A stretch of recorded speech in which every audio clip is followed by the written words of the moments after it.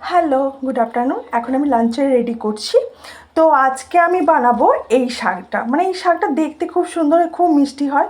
এটাকে মানে পুঁইয়েরই একটা জাত। তো মানে পুঁই, মানে আমরা তো পুঁই খাই যেটা বড় বড় পাতা হয়। এটা কিন্তু সরু সরু রঙের পাতাগুলো হয়। এগুলোকে মানে সবাই আমেরিকান, এখানে সবাই আমেরিকান পুঁই বলেই মানে জানায়। তো এটাকে আমি একটু মানে বেগুন টেগুন দিয়েই রান্না করব। তো আজকে আমাকে এই শাকটা ভালো লাগে, আমি আগে প্রায় বানিয়েছি, আমাকে খুব ভালো লাগে। তো ভাবলাম আপনাদের সঙ্গে এই রেসিপিটা শেয়ার করি। খুব সিম্পল একটা রেসিপি, এমন কিছু হাবিজাবি না এটাতে। তো এটার জন্য লাগবে একটা বেগুন। আমি একটা এই সাইজের বেগুন নিয়ে নিয়েছি, যেটাকে আমি এভাবে কেটেও নিয়েছি ছোট্ট ছোট্ট। এবার শাকগুলোকে আমি ধুয়ে ভালো করে কেটে নেব। দেখুন আমি এভাবে এটাকে ধুয়ে নিচ্ছি বেশ সুন্দর করে। এটা গোটা গোটাই ধুতে হবে, কেটে ধুলে না এটা লাল পাল করে যায়। এটা একটু স্লিপি স্লিপি টাইপের শাক, তো তো সেই জন্যই আমি এভাবেই ধুয়ে নিচ্ছি।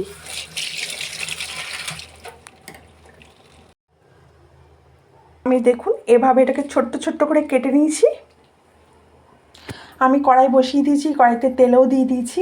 এবার আমি কিছু রসুন নিয়ে নেবো। এটাতে না একটু বেশি মাত্রায় রসুন দিতে হবে। আর এর স্কিনটা আমি সরাবো না, কারণ এতে একটা স্ট্রং ফ্লেভার আসবে। আর রসুনের খোসাতেও একটা গন্ধ থাকে, তো সেই জন্য আমি এর খোসা ছাড়াবো না। এভাবেই আমি এটাকে দেবো। এটাকে আমি এখানে একটু থেতো করে দেবো।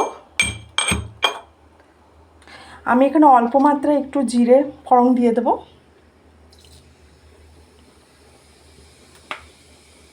আমার জিরে ভাজা হয়ে গেছে। এরপর আমি দুটো শুকনো লঙ্কা দিয়ে দেব এবং ওই থেতো করে রসুনগুলো আমি এখানে দিয়ে দেব।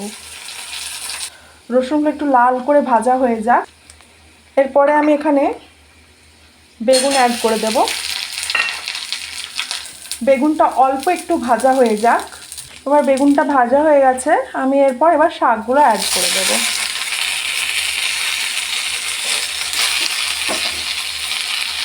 আমি অল্প মাত্রায় একটু নুন দিয়ে দিয়েছি। এরপর এটাকে ঢাকি। আজকে আমি বানাবো এরপরে নেক্সট আরেকটা।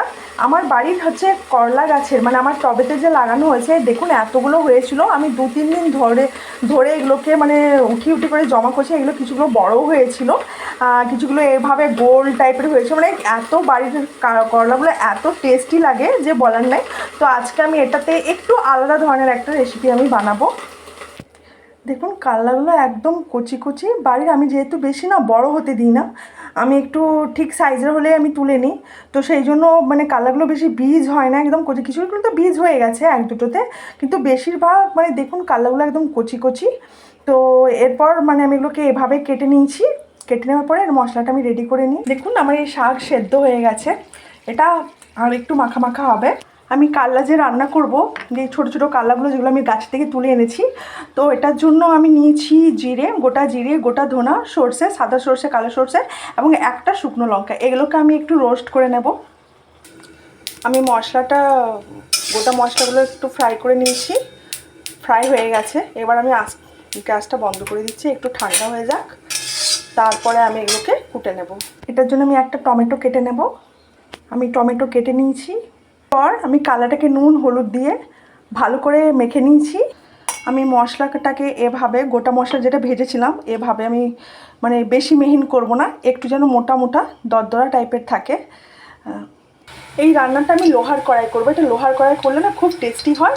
আমি কড়াই গরম করতে দিয়েছি, আমার ওখানে তেলও দিয়ে দিয়েছি। আমার তেল গরম হয়ে গেছে। এরপর আমি কাল্লাগুলোকে ছেড়ে দিলাম। কাল্লাগুলোকে ভালো করে ফ্রাই করে নিতে হবে। আর আমেরিকান পুরো রেডি হয়ে এসছে, পুরো শুকনো হয়ে গেছে। দেখুন এভাবে।